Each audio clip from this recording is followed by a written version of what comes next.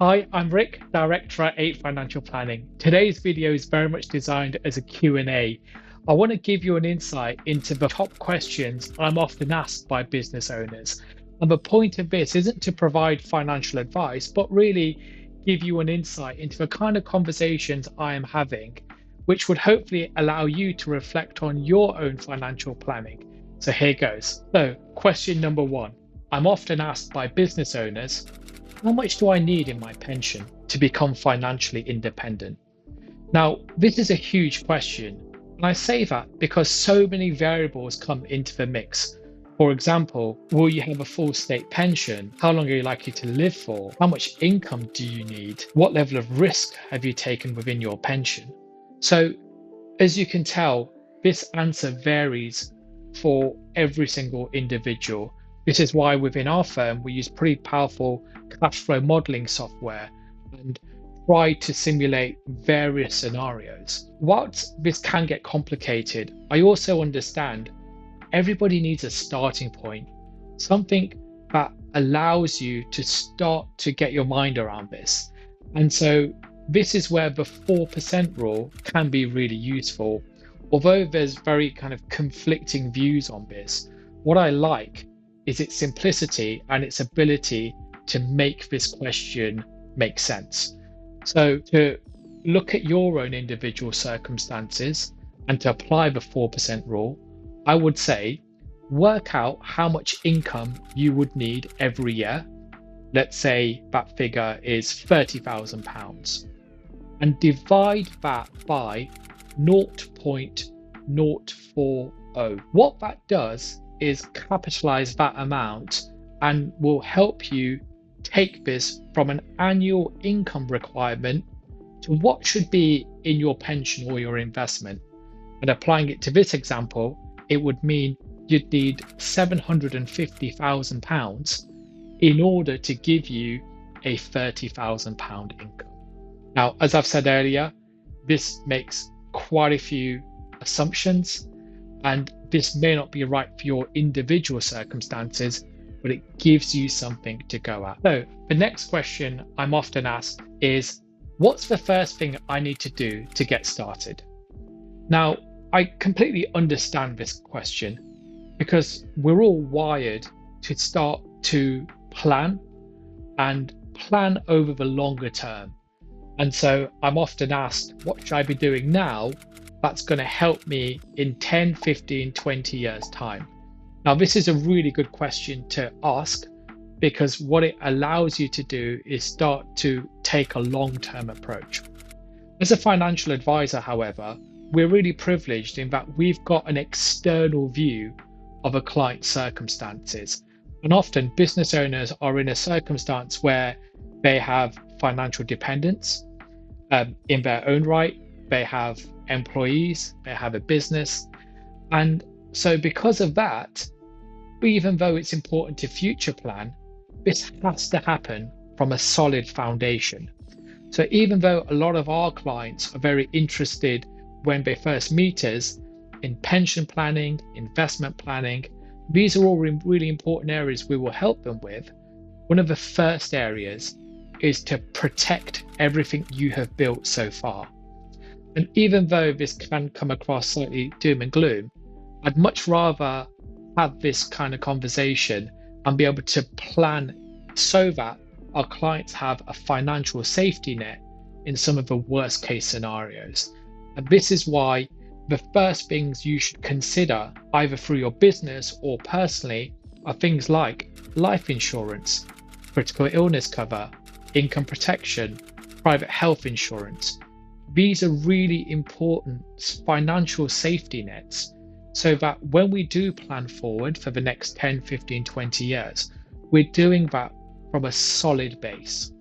So that's absolutely one of the first considerations I would recommend clients make. So the next question I'm often asked is, when do I start? Whether you're a successful established business owner, whether you're just starting out, it can be difficult to make that initial commitment and start the process of financial planning, whether that's into your pension, whether that's setting up insurance. And so when I'm asked this, immediately there's a Chinese proverb that comes into mind, and it goes, the best time to plant a tree was 20 years ago. The next best time is today.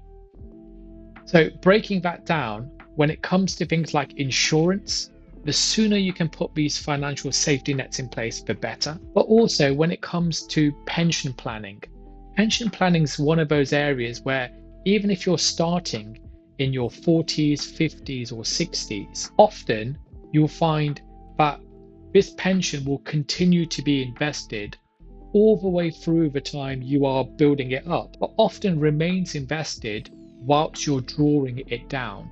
So you could have a 10, 15, 20, 30-year time frame for setting up a pension and then drawing down from it. And so rather than market timing or rather than delaying, as long as you're doing something positive, this is the best possible start.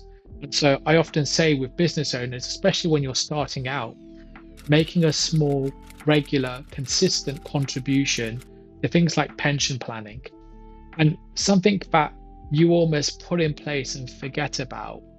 But then at the point when it's your year end, that is a great opportunity to sit down alongside your accountant and your financial planner and understand what are the cash flow needs for the business and how much of this can I push into my pension. This will not only have corporation tax savings, but more importantly, it's building something that you can completely control in your own personal name. So you then have maximum choice and flexibility when it comes to your future income. So remember, the best time to get started is as soon as possible. So another question I'm often asked is, Rick, do I need to pay for financial advice? Do I actually need this service? And I really appreciate when clients ask me that because they're being really honest. And I always want to give a very honest response back. And so there could be scenarios where you have very simple arrangements. Often you're just starting out. You want to keep your costs low. So the idea of engaging a financial advisor is often seen as an actual expense. And so in that scenario, if you're confident around understanding investments, planning, and almost if you take an active role in this and you enjoy it, I feel that there could be instances where actually through your own research, you can manage your own financial affairs. When it comes to business owners, especially successful established business owners, it's very much about taking the same approach to when you hire staff. Even though you could fulfill a set of roles and responsibilities, your time is better spent elsewhere. And that's exactly how I would approach your financial planning. As your personal assets and business assets grow and there's an increased demand on your time, it's very easy to take your eye off the ball. Whereas engaging with an independent financial planner who will spend time understanding you, your circumstances, and more importantly, your future plans can be well worth the fees involved. Part of what we do within 8 Financial Planning is at the end of the year, make clear to every client, this is how much you've paid for financial advice. And this is the return we have added. This is the value we have added. Now, it's important to say that value isn't just how your investment portfolio has changed, because largely that is very much outside of our control. The areas I feel a financial advisor can add to are things like being able to be tax efficient. So we're often saying, this is how much you've paid, but this is how much we've saved you in income tax, capital gains tax, corporation tax. Also, there's a kind of non-tangible aspect to this. To say, if we can give you financial peace of mind, if we can give you a plan that will show you what income you'll get, when, there's a sense of contentment and confidence that then frees you up to focus on your business. So I would say that's also important to factor in. So paying for financial advice isn't for everyone, but in most cases, the clients we work with, they come away better off as a result of our services when you purely look for finances. So there you have it, the top questions I'm asked as a financial planner from our business owner clients. I hope you found it useful. I hope it's given you something to think about, and I look forward to seeing you on the next video.